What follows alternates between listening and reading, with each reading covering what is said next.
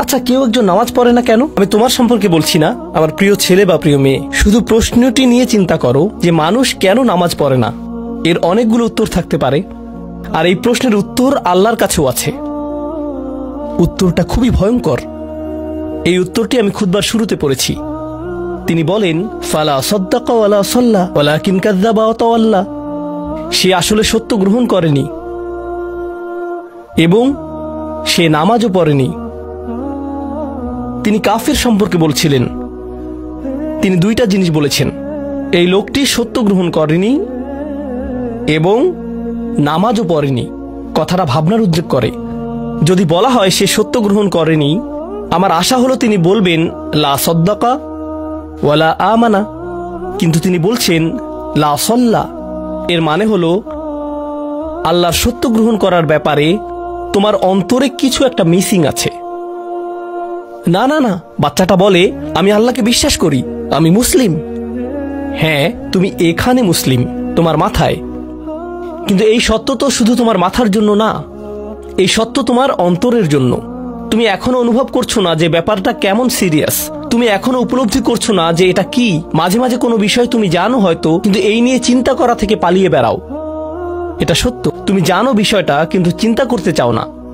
আর তাই এটা যেহেতু মিসিং, ঠিক এই কারণে আমি সহজেই নামাজের কথা ভুলে যাই কখনো কখনো, এবং তুমিও ভুলে যাও কখনো কখনো।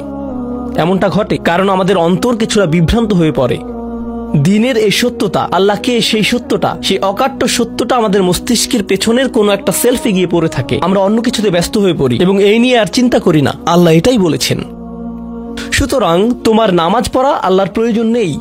এমনকি তুমি যদি নামাজ পড়ো, আমি পড়তে বলছি এই কারণে, তখন কি করো? নামাজের জন্য কিভাবে নিয়ত করো? তখন আমি 4 রাকাত নামাজ পড়বো, দাঁড়ালাম, কারণ আমার আব্বা বারবার পড়তে বলছেন। আল্লাহু আকবার।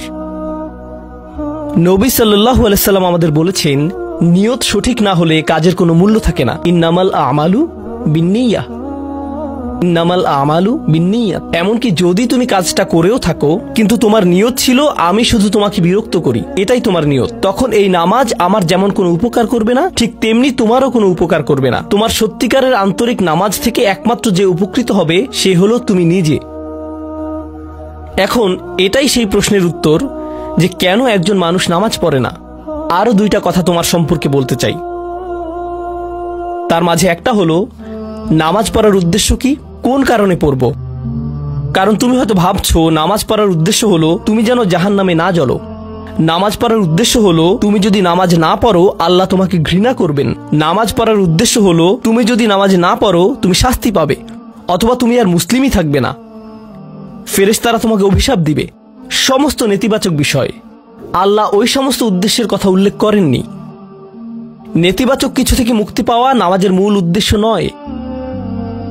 নামাজের মূল উদ্দেশ্য হলো ইতিবাচক কিছুর দিকে ছুটে চলা, এটাই নামাজের উদ্দেশ্য।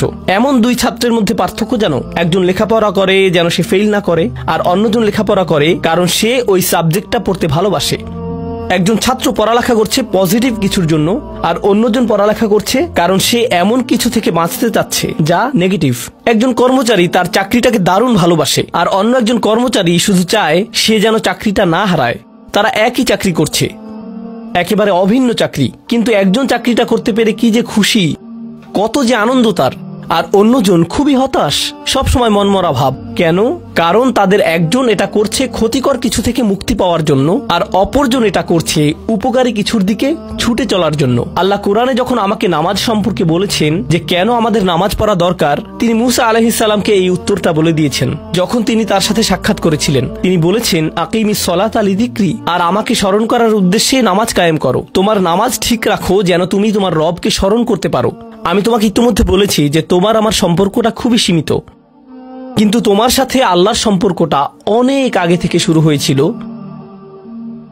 আর তার সাথে তোমার এই সম্পর্কটা অনন্তকাল ধরে বলবৎ থাকবে। তাই সেই সম্পর্কটির কথা স্মরণে আনা আবশ্যক, কারণ ভালো যত কিছু তোমার কাছে আসে তা আসে ওই সম্পর্কটা থেকেই। সামান্য কিছু ভালো জিনিস তোমার বাবার কাছ থেকে আসে, কিছু কিছু ভালো জিনিস, কিন্তু সকল ভালো জিনিস যা তোমার কাছে আসে তা আসে একমাত্র ওই সম্পর্কটির কারণে। যদি তুমি চাও সকল উপকারী জিনিস তোমার জীবনে অবস্থান করুক, তখন তোমাকে অবশ্যই তার কথা স্মরণ করতে হবে, যার নিকট থেকে সকল কল্যাণের আগমন ঘটে, যার নিকট থেকে সকল নিয়ামতের আগমন ঘটে, সকল রিজিকের আগমন ঘটে, সকল হেদায়েতের আগমন ঘটে। আর তাই আল্লাহ বলছেন, সর্বোত্তম যে উপায়ে তুমি এটা করবে তা হলো নামাজের মাধ্যমে তুমি আমাকে স্মরণ করবে। এজন্যই তোমার নামাজ পড়া দরকার। আচ্ছা, পরিশেষে এজন্যই তোমার এটা করা উচিত, কিন্তু তুমি এটা করছো বলেই সঠিক নিয়ত সহকারে আল্লাহ বলছেন কেবল এখানেই শেষ নয়, এর কিছু উপকারিতাও আছে। কিছু ভালো জিনিস তোমার পথে আসবে যখন তুমি সত্যি সত্যি আল্লাহকে স্মরণ করবে। যখন তুমি আল্লাহকে স্মরণ করবে যেভাবে তিনি চান সেভাবে, আর যে উপায়ে তিনি চান তা হলো এই নামাজগুলোর মাধ্যমে। তুমি যদি এটা করতে পারো, আল্লাহ বলছেন ইন্না সলাতা তানহা আনিল ফাহশাই ওয়াল মুনকার। এমনকি এই আয়াতেও ওয়ালা যিকরুল্লাহি আকবার, তিনি বলছেন নামাজের মধ্যে এই উপকারটি আছে যে এটা তোমাকে অশ্লীলতায় পড়ে যাওয়া থেকে রক্ষা করবে।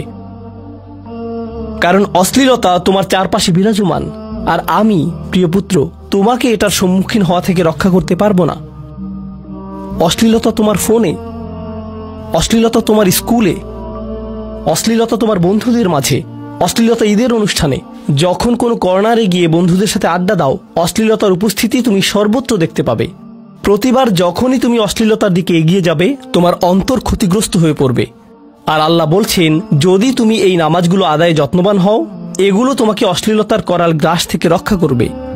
একবার যদি তুমি অশ্লীলতায় ডুবে যাও, তখন তুমি হয়ে পড়বে যেমন তুমি যদি দূষিত বাতাসে নিঃশ্বাস নাও, প্রথম প্রথম তোমার কাশি আসবে, কিন্তু যদি এতে বেশিক্ষণ অবস্থান করো একসময় এতে তুমি অভ্যস্ত হয়ে পড়বে।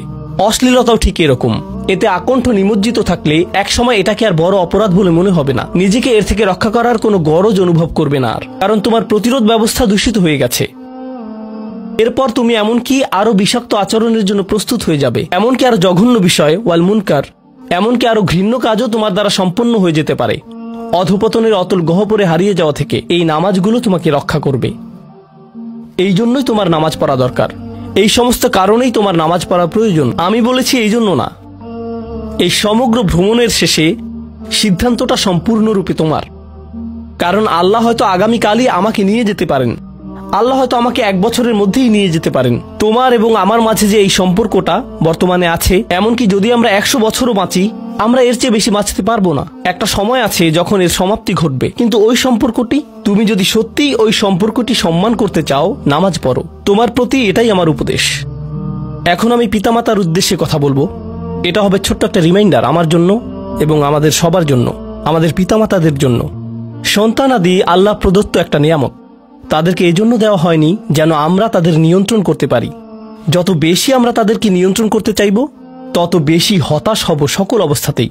আমি দেখেছি এমনটা, বিশেষ করে যে পরিবারগুলো তাদের সন্তানদের দিনের সুরক্ষা করতে চায়, তারা যত বেশি সন্তানদের উপর জোর করে দিন চাপিয়ে দিতে চায়, তত বেশি ওই ছেলেমেয়েগুলো অদ্ভুত সব উপায়ে বিদ্রোহ প্রকাশ করে। কারণ যে বিষয়টা আল্লাহ চান আপনি তাদেরকে প্রদান করুন, আপনার ছেলে মেয়েদের কাছে আপনার যে সুযোগ আছে সেটা তাদেরকে আপনার আদেশ নিষেধ মানতে বাধ্য করার জন্য নয়। সুযোগটা এই জন্য দেয়া হয়েছে যেন আপনি তাদেরকে এমন সব বিষয়ে চিন্তা করাতে পারেন যা শুধু আপনার পক্ষেই চিন্তা করানো সম্ভব, তাদেরকে এমন সব বিষয়ে পছন্দ করাতে পারেন যা শুধু আপনার পক্ষেই পছন্দ করানো সম্ভব। আপনার বাচ্চাটা বাস্কেটবল পছন্দ করে কারণ সে আপনাকে বাস্কেটবল খেলতে দেখেছে, সে প্লে স্টেশন পছন্দ করে কারণ সে তার বাবাকে প্লে স্টেশনে খেলতে দেখেছে। এভাবে আপনি বাচ্চাটার অন্তরে কোনো কিছুর জন্য ভালোবাসা তৈরি করে দিতে পারেন, কারণ আপনি যেরকম আপনার পক্ষে এটা করা সম্ভব। আর যখন বাচ্চাদেরকে বলতে থাকেন তোমার হোমওয়ার্ক করো, তোমার হোমওয়ার্ক করো, আপনার সন্তানের বয়স যখন 40 হবে সে তখন বলবে না আমি হোমওয়ার্ক ভালোবাসি, কিন্তু 40 বছর বয়সেও সে বলবে আমি বাস্কেটবল ভালোবাসি, আমার বাবা সবসময় বাস্কেটবল খেলতেন। আপনি যা ভালোবাসেন তা ট্রান্সফার হয়ে তার কাছে চলে যায়, আর যা করতে বলেন তা প্রত্যাখ্যাত হয়ে যায়। এমনটি আপনার ক্ষেত্রেও ঘটেছিল। আপনার ছেলে মেয়েদের কথা ভুলে যান, আপনার নিজের বাস্তবতা ওইটাই। আপনার বাবার কিছু কিছু জিনিস যে আপনি এখনো পছন্দ করেন তা ভালোবাসার মাধ্যমে আপনার নিকট ট্রান্সফার হয়েছিল, আর আপনার বাবার ওই ব্যাপারগুলো আপনি অপছন্দ করতেন যা তিনি জোর করে আপনাকে গেলাতে চেয়েছিলেন। এখানে উপবিষ্ট প্রত্যেকের বাস্তবতা এটাই, শুধু সেগুলোই গ্রহণ করেছি যেগুলো ভালোবাসার মাধ্যমে হস্তান্তরিত হয়েছিল।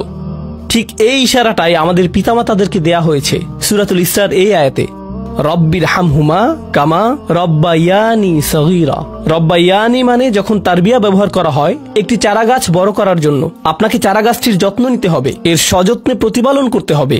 গাছটির প্রতি চিৎকার চেঁচামেচি করলে তো হবে না, তাড়াতাড়ি বড় হও, তাড়াতাড়ি লম্বা হও। আপনার একে সময় প্রদান করতে হবে। অনেক সময় পোকামাকড় এসে এর পাতাগুলো খেয়ে ফেলতে চাইবে, আপনাকে তখন পোকামাকড় সরিয়ে দিতে হবে। কখনো কখনো একটু কঠোর আচরণ করতে হবে, শুধু অতটুকুই যেন পোকামাকড়গুলো দূর হয়ে যায়। এরপর আবারও এতে পানি দিতে হবে। আমাদের বাচ্চাদের সাথে আমাদের উদাহরণটা ঠিক এমনই।